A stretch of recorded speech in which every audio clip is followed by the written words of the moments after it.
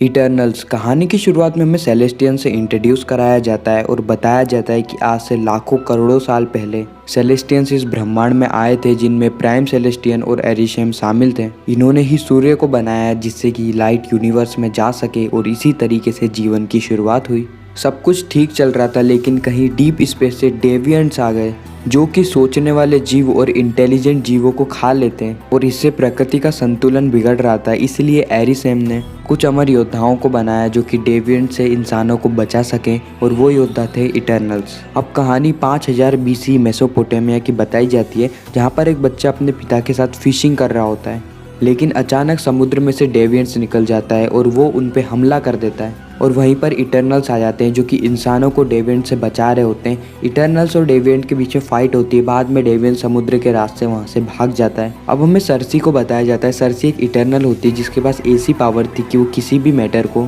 किसी भी चीज़ में चेंज कर सके और उसका मैटर पे पूरा कंट्रोल था। सर्सी वहाँ पर एक खंजर को उठाती है। वो खंजर बहुत हाईटेक और सोने का खंजर बन जाता है। उस सोने के खंजर को सर्सी वहाँ खड़े एक बच्चे को दे देती है। अब कहानी प्रेजेंट में आ गई होती है। सर्सी एक ब्रिलियंट म्यूजियम साइंटिस्ट थी और वो डेन विटमैन को लाइक भी करती थी। डेन विटमैन भी सर्सी को लाइक करता था। जब सर्सी बच्चों को पढ़ा रही होती है उसी समय वहाँ पर एक भूकंप आ जाता है, लेकिन सर्सी अपनी शक्तियों से उन सारे ही बच्चों को बचा लेती है। उसी दिन डेन विटमैन का बर्थडे भी होता है और शाम को ये एक पार्टी ऑर्गेनाइज करते हैं और उस पार्टी में हमें एक और इटर्नल्स को दिखाया जाता है जो कि थी स्प्राइट।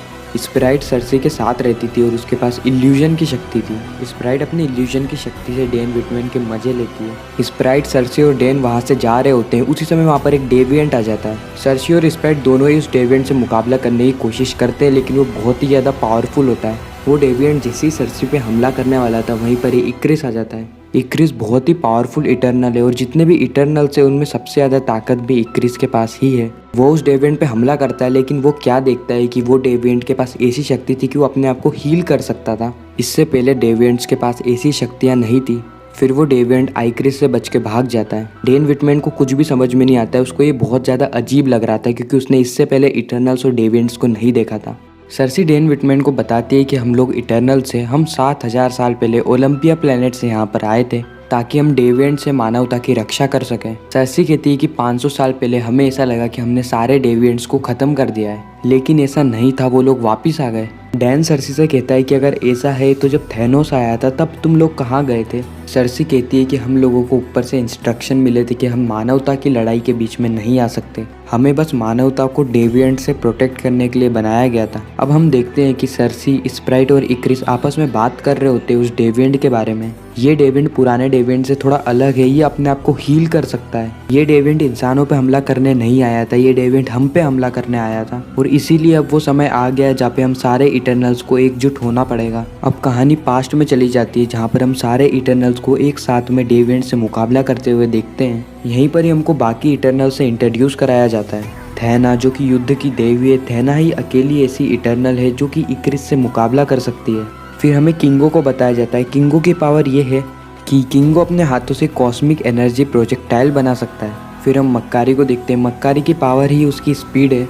उसकी रफ्तार एकदम बिजली की तरह है। फिर हमें एजेक को बताया जाता है। एजेक सारे ही इटर्नल की लीडर है। उसके पास हील होने की शक्तियाँ हैं। फेस्टोस की पावर यह है कि वो बहुत एडवांस और हाई टेक गैजेट बना लेता है। फिर हमें गिलगेमिश के बारे में बताया जाता है। गिलगेमिश एक बहुत ही स्ट्रॉन्ग इटर्नल है।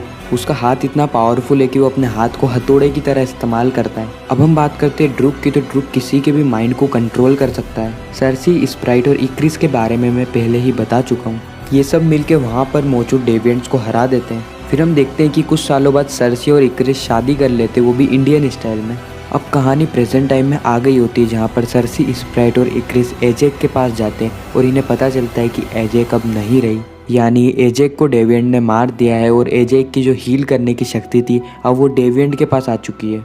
अब क्योंकि एजेक ही अकेली ऐसी इटर्नल थी जो कि एरिसेम से बात कर सकती थी, तो एजेक के मरने के बाद ये शक्तियाँ सर्सी के पास आ जाती है। तो अब सर्सी एरिसेम, जिन्होंने इटर्नल्स को बनाया है, उनसे बात कर सकती थी। एरिसेम सर्सी को कहते हैं कि अब समय आ गया है। अब कहानी वापस पास्ट की बताई जाती है 1521 AD की, जहाँ पे इंसानों के पास हथियार आ चुके हैं और उन हथियारों से वो एक दूसरे को ही मारने लग रहे हैं। ड्रूक को ये अच्छा नहीं लगता है। ड्रूक कहता है कि मुझे इन्हें रोकना होगा, लेकिन एजेक ड्रूक को कहती है कि ये इंसानों के बीच का मामला मामला है। एजेक कहती है कि हमें इंसानों के बीच में जो भी लड़ाई हो रही है उसमें इंटरफेयर नहीं करना है, हमें बस उन्हें डेविएंट से प्रोटेक्ट करना है। ड्रूक को इस बात से बहुत ज्यादा गुस्सा आता है। ड्रूक सबको कहता है कि हमें इंसानों को बचाने के लिए भेजा गया है और ये लोग आपस में ही लड़ रहे हैं, और इसी के कारण ड्रूक और बाकी इटर्नल्स के बीच में लड़ाई हो जाती है। एजेक ही डिसाइड करती है क्योंकि अब सारे ही डेविएंट्स मारे गए हैं तो हम सबको अलग अलग हो जाना चाहिए, और अगर डेविएंट्स वापस आते हैं तो हम सबको एकजुट होना पड़ेगा। और फिर सारे ही इटर्नल्स अलग हो जाते हैं और अपनी लाइफ बाकी इंसानों के साथ बिताने लगते हैं। अब कहानी प्रेजेंट टाइम में आ गई होती है, जहाँ पर सर्सी, स्प्राइट और इक्रिस किंगो के पास पहुँचते हैं। वो देखते हैं कि किंगो बॉलीवुड का एक बेहतरीन स्टार बन चुका है।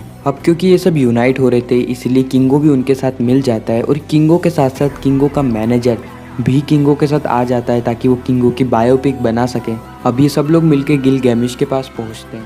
गिलगैमिश के साथ थेना भी होती है। थेना के साथ पहले एक ऐसा हादसा हुआ था जिसके कारण वो भूल जाती है कि वो ही थेना है, और वो इटर्नल से ही लड़ने लगती है। अब क्योंकि गिलगैमिश ही सबसे स्ट्रॉन्ग था इसलिए वो थेना को संभाल लेता है। फिर बाकी इटर्नल्स के द्वारा गिलगैमिश को बताया जाता है कि एजेक अब इस दुनिया में नहीं रही, डेविएंट्स ने एजेक को मार दिया है और एजेक की शक्तियाँ भी अब डेविएंट्स के पास आ चुकी है, इसलिए अब हम सारे ही इटर्नल्स को यूनाइट होना होगा। अब यहाँ पर हम देखते हैं कि सर्सी एरिशेम से कनेक्ट हो जाती है और एरिशेम से बात करने लगती है। एरिशेम सर्सी को बताते हैं कि मिलियंस ऑफ सालों में यूनिवर्स में एक नया सेलेस्टियल जन्म लेता है, और अभी जो सेलेस्टियल जन्म लेने वाला है उसका नाम है टाइमर, जो कि अर्थ से निकलने वाला है। और जब टाइमर जन्म लेगा उस समय अर्थ का विनाश हो जाएगा और धरती पे जो जीवन था वो समाप्त हो जाएगा। एजेक इतने समय से सेलेस्टियल को जन्म लेने के लिए मदद कर रही थी, लेकिन अब क्योंकि वो नहीं रही इसलिए तुम्हें ये काम करना है। जब धरती पे इंसान बहुत ज़्यादा एडवांस हो जाएंगे और डेविएंट से बचे हुए होंगे उस समय इमरजेंस होगा और टाइमूर नाम के सेलेस्टियन का जन्म होगा और धरती पे जीवन समाप्त हो जाएगा। एरिशेम सर्सी को बताता है कि ओलंपिया जैसी कोई भी चीज़ नहीं है, तुम्हारा घर यही है। मैंने तुम लोगों को प्रोग्राम किया है इसीलिए तुम लोग अमर हो, वरना जिसका भी जन्म हुआ है उसकी मृत्यु निश्चित है। और मैंने डेविएंट्स को बनाया था दुनिया का संतुलन बनाने के लिए, लेकिन उनमें एक कमी रह गई। वो लोग इवॉल्व होने लग गए, वो बाकी इंटेलिजेंट लोगों को खाने लग गए, और इसीलिए इंसानों को डेविएंट से बचाने के लिए मैंने तुम लोगों को प्रोग्राम किया। और ये इमरजेंस पहली बार नहीं हो रहा है, ऐसा इमरजेंस पहले भी हुआ है, और हर इमरजेंस के बाद मैं तुम सारे इटर्नल्स की मेमोरी वाइप कर देता हूँ। और क्योंकि डेविएंट्स बहुत समय से मर चुके हैं, ह्यूमन लाइफ इवॉल्व हो रही है, इसीलिए अब टेमुट का जन्म हो सकता है। और सर्सी एजेक ने क्योंकि तुम्हें चुना है इसलिए तुम एज अ इटर्नल मुझे निराश मत करना। सर्सी ये सारी बात बाकी इटर्नल्स को बताती है। सर्सी कहती है कि ओलंपस नाम की कोई भी जगह नहीं है, हमें प्रोग्राम किया गया है। हम लोग अभी इंसानों को बचा रहे हैं डेविएंट से, लेकिन कुछ समय बाद हमें ही इंसानों को मारना होगा इमरजेंस के लिए, ताकि धरती से एक सेलेस्टियल जन्म ले सके। हम लोग हीरो नहीं है, हम लोग विलन्स हैं, क्योंकि बाद में हमारे ही कारण पूरे धरती पे जीवन समाप्त हो जाएगा। अब सर्सी कहती है कि हमें सेलेस्टियन से लड़ना होगा और इमरजेंस को रोकना होगा। फिर ये सब पहुंचते हैं अमेज़न के जंगल में जहाँ पर ड्रूक होता है। सर्सी सारी बातें ड्रूक को बताती है और कहती है कि एजेक अब नहीं रही, अब हम सबको यूनाइट होना होगा,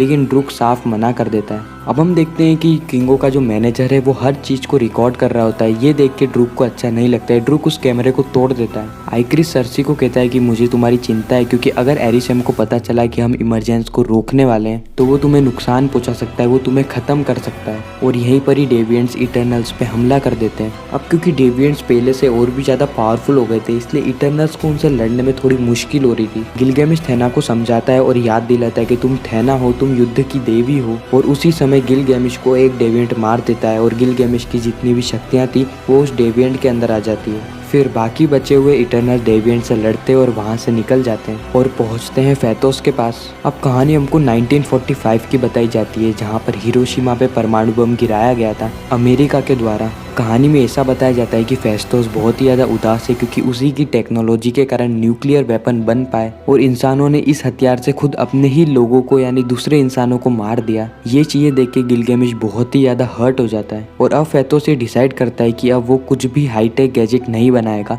अब कहानी वापस प्रेजेंट में आ गई होती है। सर्सी ये सारी चीज़ें फास्टोस को बताती है और उससे मदद मांगती है। फास्टोस साफ मना कर देता है और कहता है कि मैंने पहले ही डिसाइड कर लिया था कि अब मैं अपनी पावर का इस्तेमाल नहीं करूंगा, लेकिन बाद में फेस्टोस मान जाता है। अब ये सब लोग मिलके मेसोपोटामिया, जो कि अभी के टाइम पे इराक के, वहाँ पर पहुँच जाते हैं। वहाँ पर शिप में इनको मक्कारी मिलती है। एक्चुअली मक्कारी कुछ भी बोल नहीं पाती, वो बस इशारों से ही अपना मैसेज भेजती है। फेस्टोस ने एक ऐसी चीज बनाई थी जिससे कि सारे ही इटर्नल्स अपनी पावर को एक साथ यूज कर पाए। अब क्योंकि वो इतने बड़ा मिशन कर रहे हैं, एरिसेम और सेलेस्टियल के अगेंस्ट जा रहे हैं, तो उन्हें आपस में कांटेक्ट होना भी जरूरी है। इसके लिए वो एक ब्रेसलेट जैसी चीज बनाता है। शिप में आइक्रिस सबके अगेंस्ट हो जाता है और कहता है कि मैं इमरजेंस को रोकने नहीं दूंगा, मैं एरिशेम के अगेंस्ट नहीं जाऊंगा। फिर इक्रिस बताता है कि कुछ दिन पहले जब वो एजेक से मिलने गया था तो एजेक ने उसे इमरजेंस के बारे में बता दिया था, और एजेक ने इक्रिस से ये भी कहा था कि अब वो क्योंकि इंसानों के बीच में रहने लगी है इतने सालों से, तो उसे इंसानों से लगाव हो गया है और अब वो नहीं चाहती कि इंसान पूरी तरीके से ख़त्म हो जाए इमरजेंस की प्रोसेस के कारण।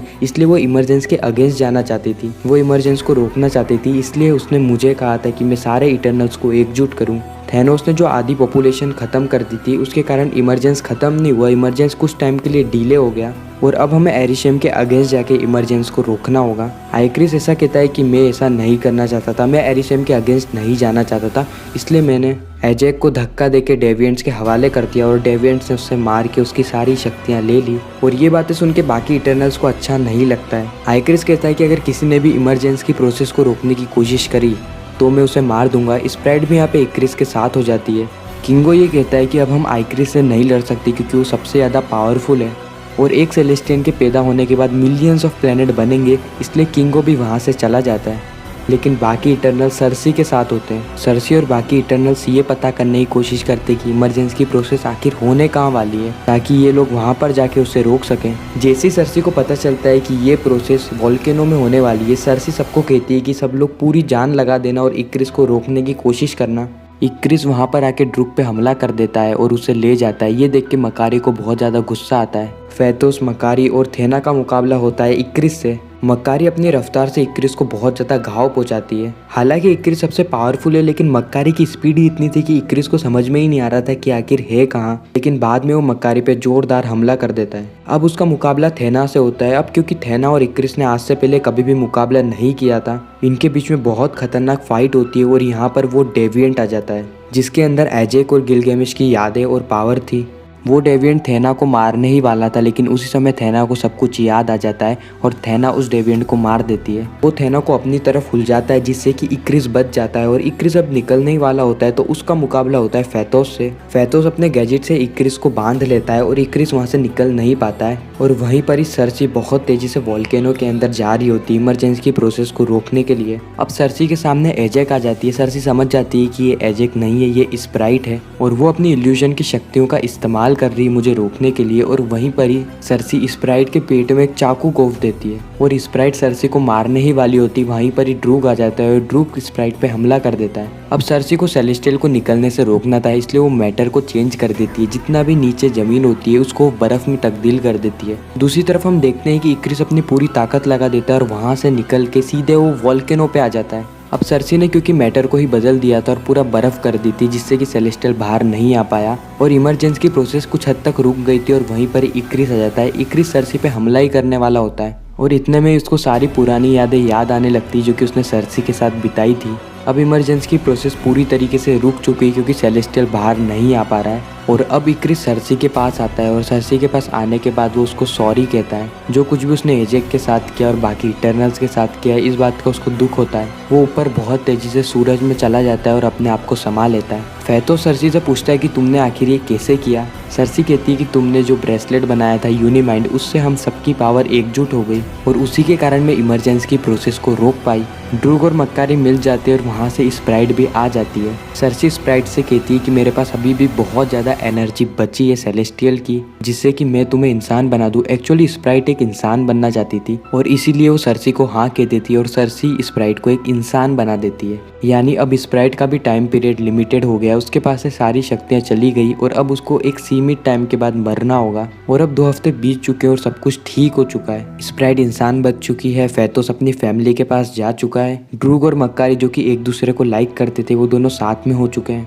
किंगो भी वहाँ से अपने मैनेजर के साथ चला जाता है और सर्सी भी डेन विटमैन के पास आ जाती है। डेन सर्सी से कहता है कि मेरे भी फैमिली के पास्ट की कुछ कहानी है और वो सर्सी को बताने ही वाला होता है। इतने में ही वहाँ पे सेलेस्टियल यानी एरिशेम आ जाता है और वो सर्सी को ले जाता है। एरिशेम सर्सी से कहता है कि तुमने एक सेलेस्टियल का जन्म होने से रोका है, अभी तो मैं तुम सबको छोड़ रहा हूँ, लेकिन कुछ समय बाद मैं वापस आऊँगा एक जजमेंट देने और तुम्हारी सज़ा सुनाने। और यहीं पर ही कहानी खत्म हो जाती है। कहानी के खत्म होते ही हमें सारे इटर्नल्स को एक स्पेसशिप में बताया जाता है, जो कि ये डिस्कशन कर रहे थे कि हम बाकी इटर्नल्स को कैसे ढूंढे। लेकिन वहीं पर ही हम देखते हैं कि उस शिप में एक पोर्टल खुलता है। वहीं पर ही हमको MCU का एक कैरेक्टर पिप बताया जाता है। पिप ये अनाउंस करता है कि उसके साथ है ब्रदर ऑफ थैनोस, एरोस, जो कि कहलाता है स्टार फॉक्स। वो कहते हैं कि तुम्हारे बाकी दोस्त खतरे में है और मुझे पता है कि उन्हें कैसे बचाया जा सकता है। और मूवी के आखिरी सीन में हम डेन विटमैन को देखते हैं। डेन विटमैन के सामने एक बहुत बड़ा बॉक्स होता है। जैसे ही डेन विटमैन उस बॉक्स को खोलते हैं, उसके अंदर वो देखते हैं कि एक ब्लैक कलर की स्वॉर्ड रखी हुई है।